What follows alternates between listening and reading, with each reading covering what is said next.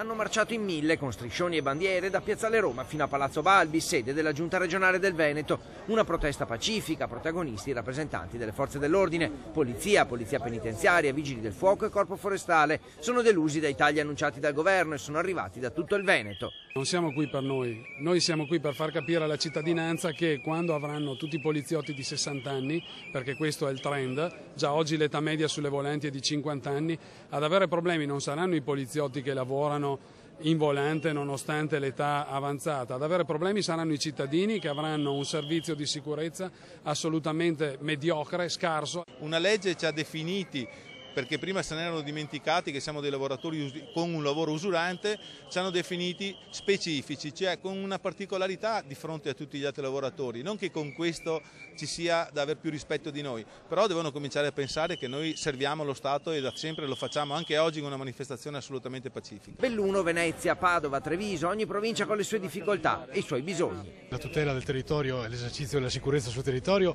va garantita su una provincia che parte da Sappada, arriva ad Arsie, non è facile, ormai le macchine sono in calo, gli uomini sono più vecchi.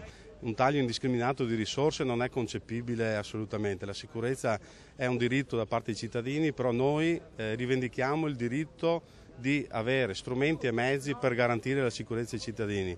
Abbiamo uno slogan, chi difende i difensori.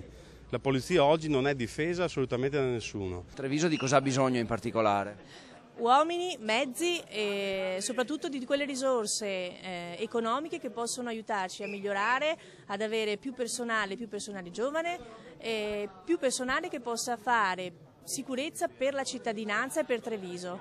La polizia ha bisogno a Venezia comunque della nuova questura in questo momento. Dove la volete? Nella zona del Teraglio, è già stato fatto un bando dalla prefettura, già approvato, già un privato ha già vinto il fatto di fare questa questura, 30 milioni di euro il costo, 2 milioni di euro l'affitto all'anno. A Palazzo Balbi una delegazione è stata ricevuta dall'assessore Giorgetti per chiedere di fare portavoce delle difficoltà con il governo. Quasi un'ora di colloquio, sebbene la regione non abbia competenze specifiche, ma il Veneto ha un protocollo di collaborazione sulla sicurezza con il Ministero. Ci appelleremo a questo protocollo per andare anche eventualmente a ridiscutere le condizioni per le forze di polizia in termini di organico e mezzi nella nostra regione.